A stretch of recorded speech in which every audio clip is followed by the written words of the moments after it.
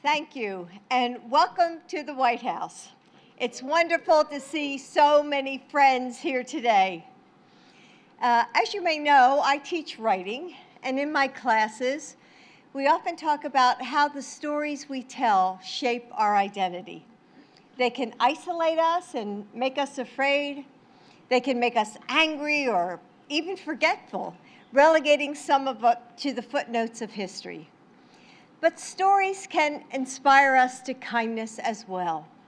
They can remind us that our differences are precious and our similarities infinite. That our community, our country, is capable of beautiful and powerful things. So what story can we tell about this community? Well, there isn't just one. Not one country of origin or path to America. Not one language, religion, or set of traditions. Not one struggle or movement for justice, but many. This community is as diverse as the flowers of the Philippines, as rich as the silk of a kimono, and as beautiful as the colors of the Festival of Holi. You come from immigrants and pioneers and tribes that have called our country home long before there even was a United States. Your voices have crafted our laws and dismantled injustice, penned our poetry and painted our dreams, taught our children and pushed the frontiers of our future. But while you may come from different backgrounds, there are common threads that unite Asian Americans, Native Hawaiians, and Pacific Islanders. The strength to overcome racism and adversity. The generosity and grace that moves you to hold on to old traditions and create new ones. The creativity that drives you to shape our art and technology and culture for yourselves and for our next generation. The courage to lift up your voices and build better communities for us all. You have no one story, but millions, and all of them matter. Individual by individual, your experiences show us the complex beauty of our people, and together, you bring harmony and strength to our entire nation. So may I say from the bottom of my heart, thank you.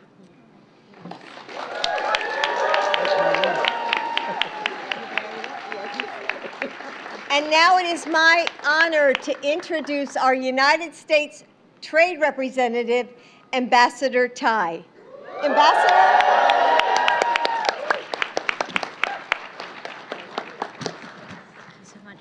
Good afternoon, everyone, and thank you, Dr. Biden, for that very kind introduction.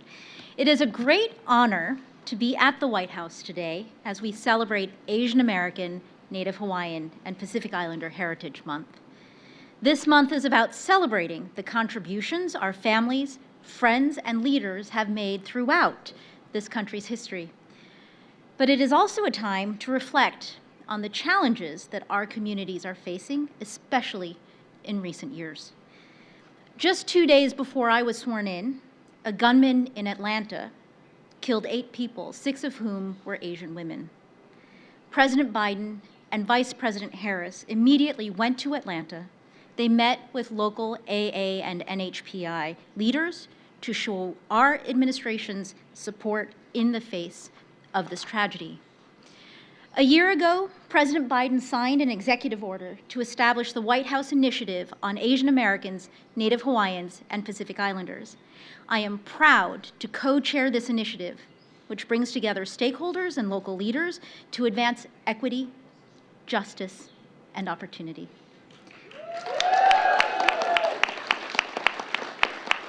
This complements our work at USTR to advance an inclusive, worker-centered trade agenda that aims to deliver prosperity for all.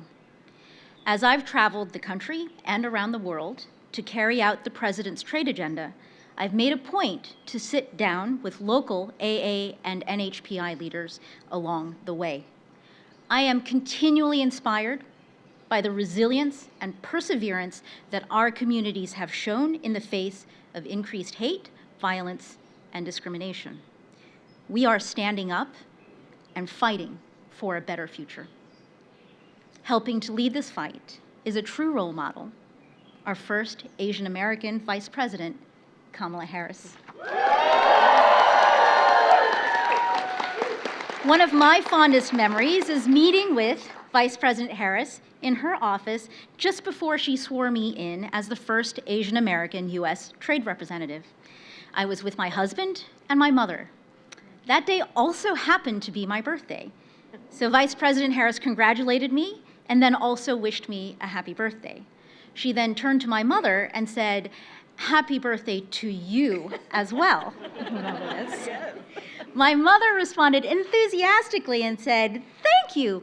You know, in Asian cultures, you wish the mother a happy birthday because," she said, "I did all the work on the day that she was born." The Vice President winked at her and said, "Oh, I know." I am so proud to represent our AA and NHPI communities in this cabinet alongside our Vice President. And so it is with great pride that I introduce to all of you this afternoon the Vice President of the United States of America, Kamala Harris.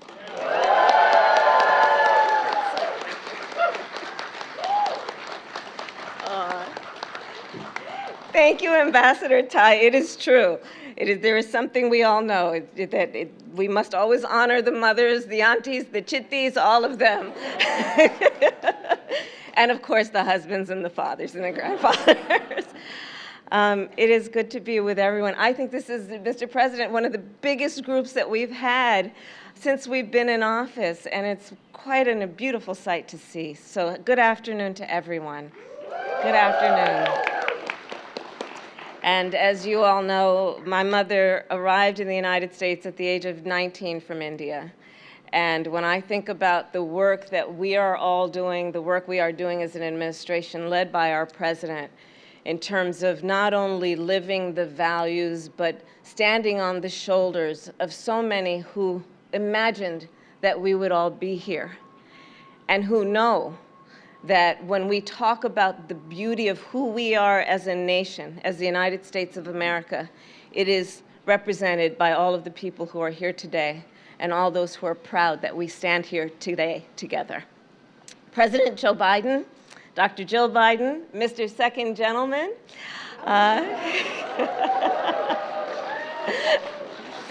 and members of our cabinet, it is good again to be gathered with all of you today and to be joined by the members of the Congressional Asian Pacific American Caucus.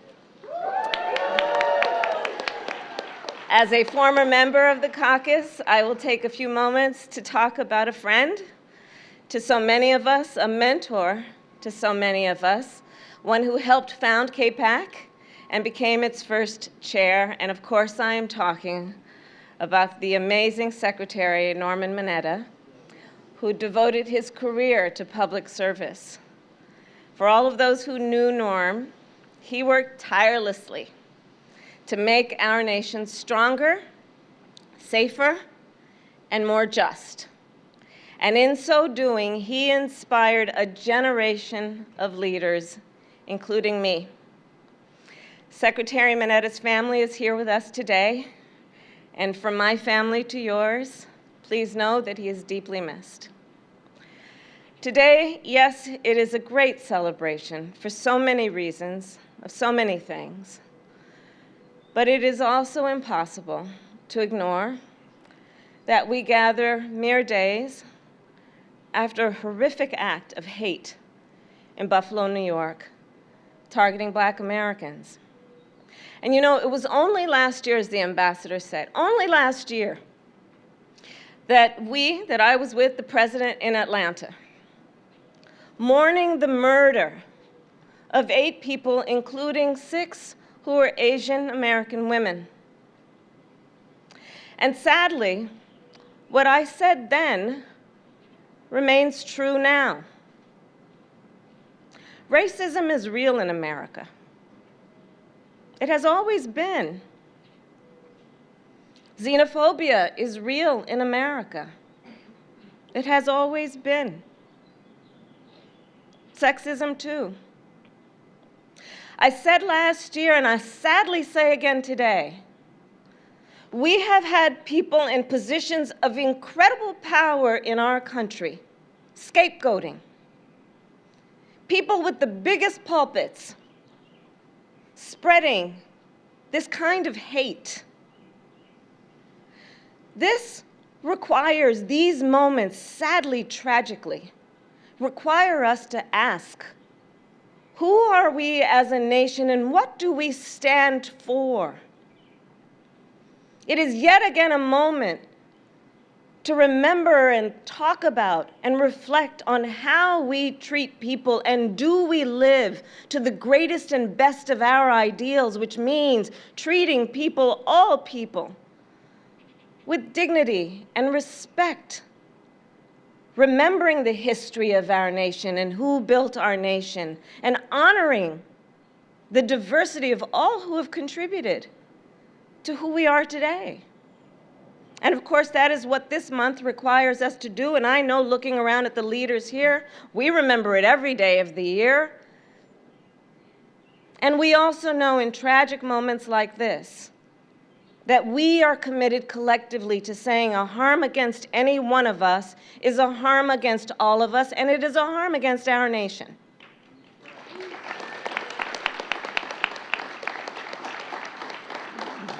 And the President and I, and all of us as leaders, will not be silent. We will not stand by. We must always speak out against violence, against hate crime and discrimination whenever and wherever it occurs. And we must do everything in our power to end this epidemic of hate. We feel great pride, based on good reason and fact and history, in what we celebrate today. And we know that those who allowed us to be here and paved the path for us to be present at this moment expect great things from us, including that we are not only clear-eyed, but that we are optimistic about our future collectively, about our future as a nation, that we remain committed to the ideals that make this nation great, that we remain committed to the notion that a harm against any one of us is a harm against all of us, but that is an extension of a most profound belief, which is that we are in this together as one nation, undivided. So today, we celebrate all those ideals when we celebrate the great people of this nation who have paved a path for so many of us to be where we are today. And finally, to quote then a great American, Norma Netta, I quote, "If we will act together,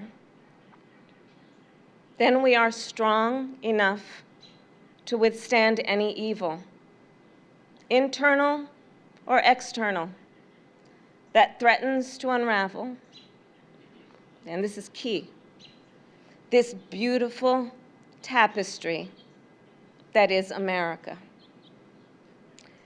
And now it is my great honor to introduce a man who ran for president because he knows that no one should be in this fight alone. President Joe Biden.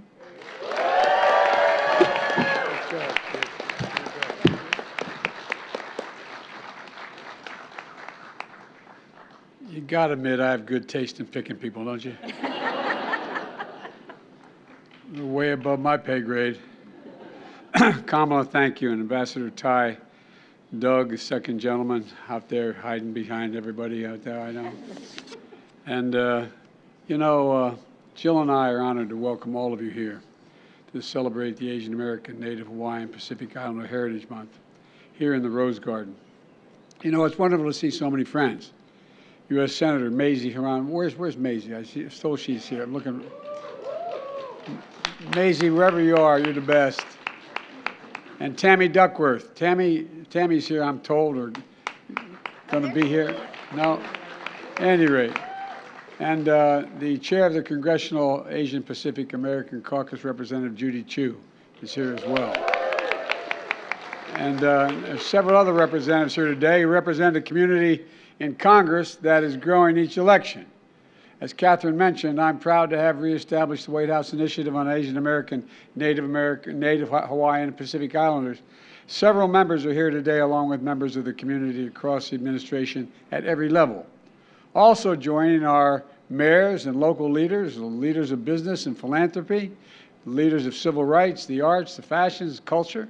And this is the reception that follows on the great honor Jill and I, Kamala and Doug, had in hosting Team USA, including the Asian American athletes who so honorably represented America in the Olympics. Not too long ago, that included one of the most decorated figure skater in U.S. history, and also worked on my campaign. And is now my nominee to be ambassador to Belize, Michelle Kwan. Michelle, you're the best, kid. You're the best. You do things backward better than most people can do them forward. And you represent a simple truth. There is no single Asian, as Jill pointed out much more articulately than I have, there's no single Asian American, Native Hawaiian, or Pacific Islander identity. It doesn't exist. The diversity of cultures, the breadth and achievement that has shaded and shaped so many, strengthened the fabric of this country in ways that you can't measure. I don't know how you can measure it. The fastest growing demographic in the United States, it has also gotten us through the pandemic as frontline and essential workers. And you've powered our economic recovery. An unemployment rate in the community that's fallen from 6.6% since we got in office to 3.1% for Asian Americans. Entrepreneurships in the community has risen, with you all, has risen the fastest rate in over a decade. Where members of the community were once tokenized as villains in the movie screens, you now light them up as superheroes.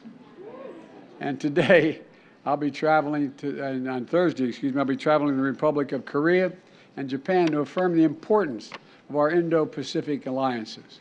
Folks, and to celebrate the indispensable partnerships that are strengthening by the deep family ties and heritage and the values reflected in the AAPI. Community here in the United States. As they say in Claymont, Delaware, all yous guys.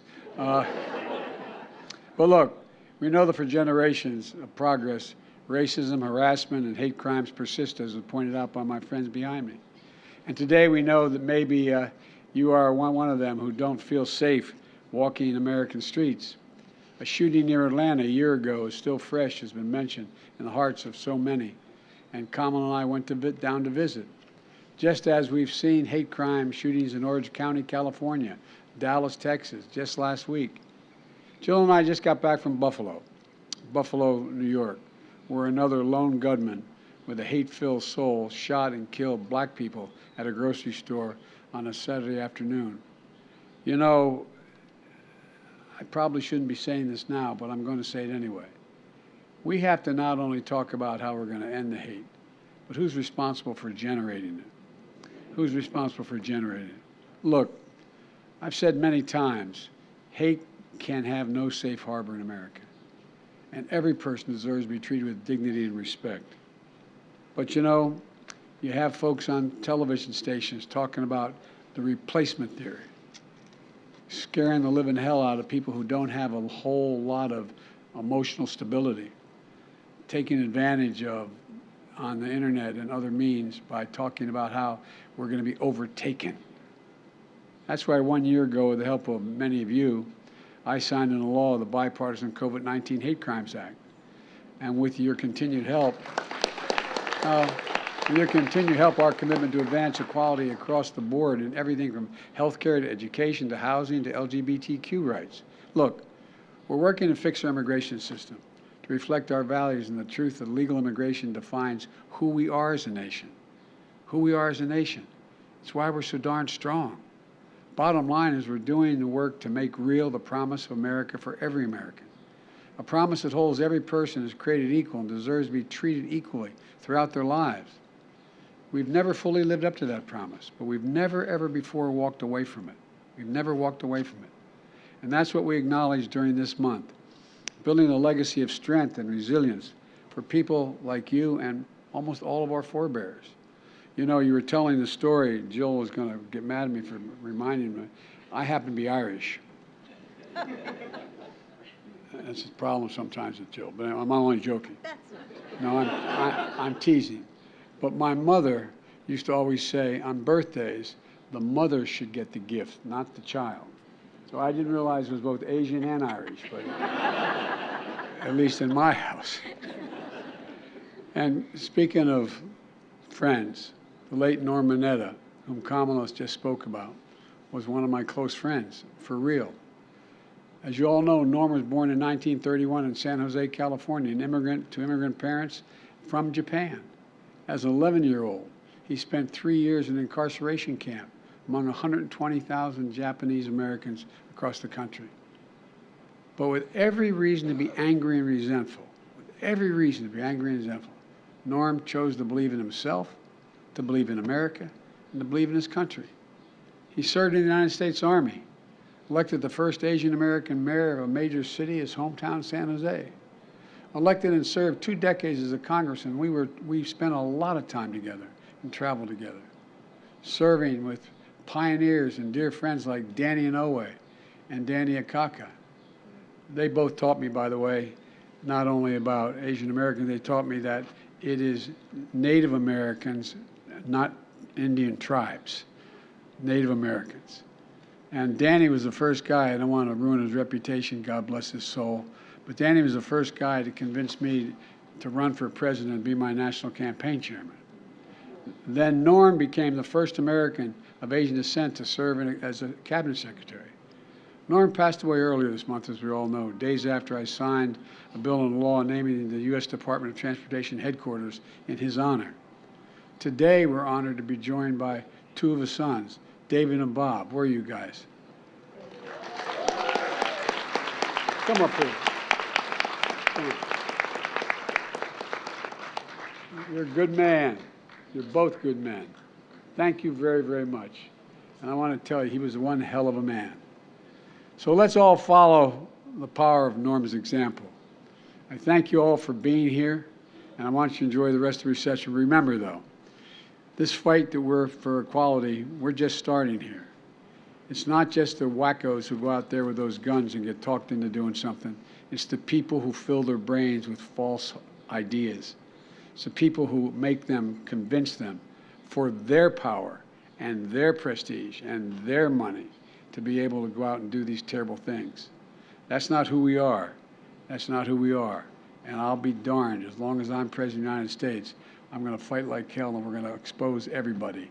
We've got to make sure that this, in my, you know, there's a hymn in my, I'm based on the 91st Psalm, and it says in my church, may he raise you up in eagle's wings and bear you on the breath of dawn, and let the sun shine upon you until, and then he goes on to talk about that we all to God will hold you in the palm of his hand. That's how we got to think about our fellow Americans. The reason we are strong, the reason we're who we are, is because we're diverse with so many talents, so many.